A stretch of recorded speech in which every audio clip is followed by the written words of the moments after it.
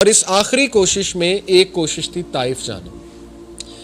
طائف سے بہت سے لیسنز اخذ ہو گئے، اور سب سے بڑا لیسن جو اتنا قابل غور ہے، جو آپ کے عقیدے کو آپ کو سٹرونگ بنائے گا، وہ یہ ہے کہ ناٹ ونس رسول اللہ نے خود طائف کا غم ایکسپلین کیا. ناٹ ونس پوری سیرت صرف تب ایکسپلین کیا جب حضرت عائشہ نے پوچھا کہ یا رسول اللہ کیا احد سے بھی بڑا واقعہ آپ تک آیا ہے؟ تو اللہ کے نبی صلی اللہ علیہ وسلم نے کہا کہ ہاں، تمہارے لوگوں نے مجھے بہت دکھ دیا تھا اس دن، طائف والے دن، لیکن یہ نہیں کہا کہ میں بہت دکھی ہو گیا. پورا واقعہ اس طرح نہیں سنا جیسے بیان ہوا ہے، ٹھیک ہے، کہ اللہ کے نبی صلی اللہ علیہ وسلم ظاہر ہے وہ روئے بھی ایک درخت کے نیچے بیٹھ کے اور دعا کی. اس سے کیا ثابت ہوتا ہے کہ مسلمان اللہ کے علاوہ کسی کی سمپتھی نہیں لیتا. یہ بہت سٹرونگ عقیدہ کا پوائنٹ. لرنڈ ہیلپ لیسنس ایک چیز ہوتی ہے، لرنڈ ہیلپ لیسنس سائیکالوجی میں ہم پڑھاتے ہیں. کچھ لوگ جو ہے نا وہ ہیلپ لیس اس لیے ہو جاتے ہیں کیونکہ لوگوں کو جب وہ سناتے ہیں نا اپنے دکھڑے، لوگ ان کو ایکنالج کرتے ہیں کہ ہاں واقعی تمہارے ساتھ بڑی زیادتی ہوئی ہے. اس سے بجائے کہ بندہ سٹرونگ بننے کے کیا ہو جاتا ہے کہ ہاں میرے ساتھ واقعی بڑی زیادتی ہوئی، بندہ وکٹم بن جاتا ہے. تو اللہ کو اس طرح کا رویہ مومن کا پسند نہیں ہے کہ وہ لوگوں کے سامنے وکٹم بنے. وکٹم بننا ہے تو رب العالمین کے سامنے بنے، تہجد کے ٹائم جا کے روئیں اور بچوں کی طرح روئیں اور سارے غم اللہ کو بتائیں. جس طرح لوگوں کو بتاتے ہیں اس سے اللہ خوش ہوتا ہے. دیکھیں جب ایک بچہ اسے بہت کوئی ناگوار حرکت اس کے ساتھ ہو جائے، اسے پسند نہ آئے، بچہ امیچور ہوتا ہے، ماں باپ نے کوئی بات نہیں مانی، اب وہ پروٹیسٹ کرتا ہے. پروٹیسٹ کے مختلف طریقے ہیں. وہ اتنا غم میں چلا جاتا ہے، اپنا سب کچھ جو ہے وہ بگاڑ لیتا ہے، کھانا نہیں کھاتا تاکہ ماں باپ کی ذرا توجہ آئے. اور ماں باپ اکثر کہتے ہیں کہ ہائے کیا اتنا بڑا یہ دکھ تھا کہ میرے بیٹے کی یا بیٹی کی یہ حالت ہو گئی ہے، ماں باپ کہتے ہیں نا. تو اسی طرح اگر دکھی کسی کے سامنے ہونا ہے تو اللہ کے سامنے، ٹھیک ہے نا. اللہ تعالیٰ آئی ایم شیور اس پہ، جیسے جب انسان اللہ سے دعا کرتا ہے، حدیث میں آتا ہے نا، جب سورہ فاتحہ ہم پڑھتے ہیں تو اللہ باقاعدہ جواب دیتا ہے. جب انسان کہتا ہے کہ ایاک نعبد و ایاک نستعین، تو اللہ تعالیٰ فرشتوں سے کیا کہتا ہے کہ میرا بندہ ایکنالج کرتا ہے کہ میں دعائیں قبول کرتا ہوں، تو اللہ کہتا ہے چل پھر مانگ، کیا مانگنا. تو اس کا مطلب کہ اللہ باقاعدہ جواب دیتا ہے. تو اسی طرح جب ایک بندہ اللہ کے سامنے اپنی بے بسی شو کرے گا، انما اشکو بسی و حزنی الی اللہ، حضرت یعقوب کے یہ الفاظ یہ چھوٹے الفاظ نہیں ہیں کہ میں صرف اپنا غم اور دکھ کس کو سناتا ہوں؟ اللہ کو. میں اپنی شکایت کہاں کرتا ہوں؟ صرف اللہ کے ہاں.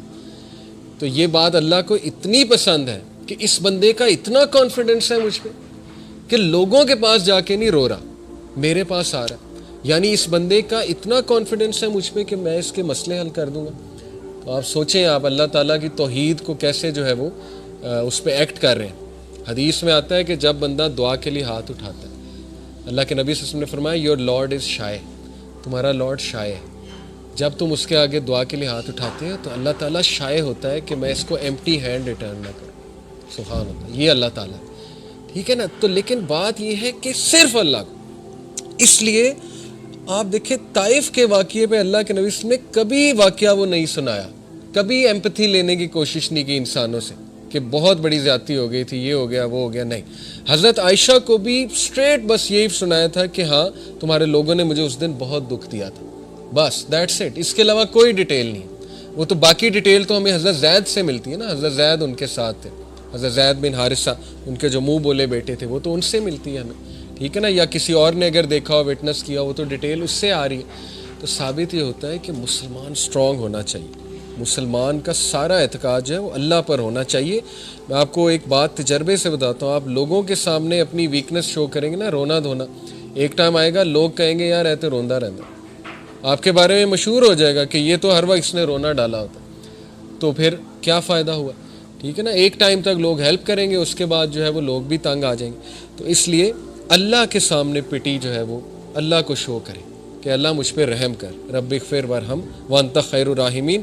اور ایسے کانفیڈنس سے اللہ آپ کی پھر ایسی مدد کرے گا کہ آپ کا گمان، یہی اس آیت کا مطلب ہے وَمَن يَتَّقِ اللَّهَ يَجْعَل لَّهُ مَخْرَجًا.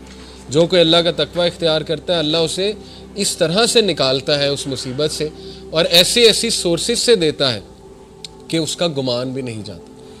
لیکن شرط کیا ہے کہ اللہ پہ کانفیڈنس، اس لیول کا کانفیڈنس کہ نہیں میرا مسئلہ اللہ ہی حل کر سکتا ہے، میں نے اللہ سے ہی لینا ہے. میں اس کے علاوہ کوئی اور کچھ سوچ ہی نہیں سکتا. بچے کی طرح پیچھے پڑ جائیں اللہ کے, جیسے چھوٹا بچہ اپنے ماں باپ کے پیچھے پڑ جاتا ہے نا کہ نہیں مجھے چاہیے مجھے چاہیے مجھے چاہیے. اللہ تعالیٰ بہت خوش ہوتا ہے, ٹھیک ہے, کیونکہ this shows your confidence on اللہ سبحانہ و تعالیٰ.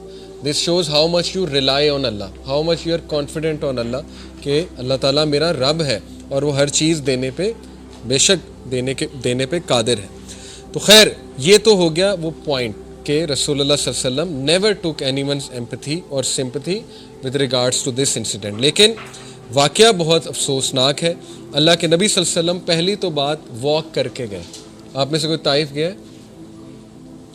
میں 2 بار گیا ہوں, ٹھیک ہے, اور پہاڑی راستہ ہے, آپ نے بھی دیکھا ہے, ٹھیک ہے نا. اور یہ کہ 1.5 گھنٹہ سوا گھنٹے میں گاڑی میں پہنچ جاتے ہیں. تو سوچیں بائی فٹ, میں اکثر یہی سوچ رہا تھا جاتے ہوئے, میں نے اپنی وائف سے بھی کہا کہ کس طرح ہمارے نبی گئے ہوں. اتنا کٹھن راستہ ہے, پہاڑی راستہ ہے, اچھی خاصی چڑھائی ہے. تو حضرت زید کے ساتھ آن فٹ گئے, 9 ہارس 9 کیمل. اس کے پیچھے حکمت تھی.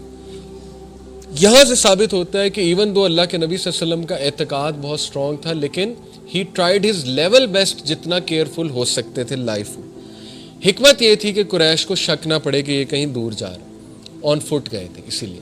تو ہمیں بھی اپنی لائف میں ایسے ہی زندگی گزارنی ہے, ہمیں اپنی بیسٹ ایفرٹ کرنی ہے آخر تک, جتنا کیئرفل ہم کسی بھی معاملے کے حوالے سے ہو سکتے ہیں, جتنی ایفرٹ ہم کر سکتے ہیں, اینڈ دین لیو ٹو اللہ. اس کے بعد اللہ سنبھال لے. ہر چیز ہم نے اللہ کو بتا دی, اپنی ایفرٹ بھی کر لی. اب میرا رب مالک ہے, اب میرا رب جو ہے وہ میرے لیے جو فیصلہ کرے گا اس کو میں قبول بھی کروں گا, لیکن یہ کہ مدد طلب کرتا رہوں گا اپنے رب کی, ٹھیک ہے. تو وہ بائی فٹ گئے. اور وجہ کیا تھی طائف کو سلیکٹ کرنے کی؟ یہ 3-4 وجوہات جو ہے وہ بیان کی گئی ہیں. پہلی وجہ یہ تھی کہ یہ کلوزسٹ سٹی تھی مکہ کے حوالے سے, مکہ کے سب سے قریب طائف تھی, اور یہ کہ ان کے درمیان کانسٹنٹ رائیولری اور پیس ٹریٹیز ہوتی رہتی تھیں ان 2 میجر سٹیز کے درمیان. دوسری وجہ یہ تھی کہ مکہ کے لوگ طائف کے لوگوں کو بہت اچھے سے فیملی بائی فیملی جانتے تھے. یہاں تک کہ روایات میں آتا ہے کہ ایک جو چیف تھا طائف کا, اس کی شادی جو ہے وہ نبی اکرم صلی اللہ علیہ وسلم کی ایک آنٹ کے ساتھ ہوئی تھی, ڈسٹنٹ آنٹ کے ساتھ, یعنی ایک رشتہ داری بھی تھی اللہ کے نبی صلی اللہ علیہ وسلم کی طائف کے علاقے میں جو چیف تھا اس کے حوالے سے. تو یہ واقعہ پیش آئے شوال کے مہینے میں, اور یہ وہی مہینہ ہے جب ابو طالب اور حضرت خدیجہ کی وفات ہوتی ہے. اور یہاں سے آپ اندازہ لگا لیں کہ اللہ کے نبی صلی اللہ علیہ وسلم کی great will power and his dedication towards the purpose and his focus, کہ اتنے دردناک واقعات ہو گئے زندگی میں لیکن مشن نہیں رک رہا.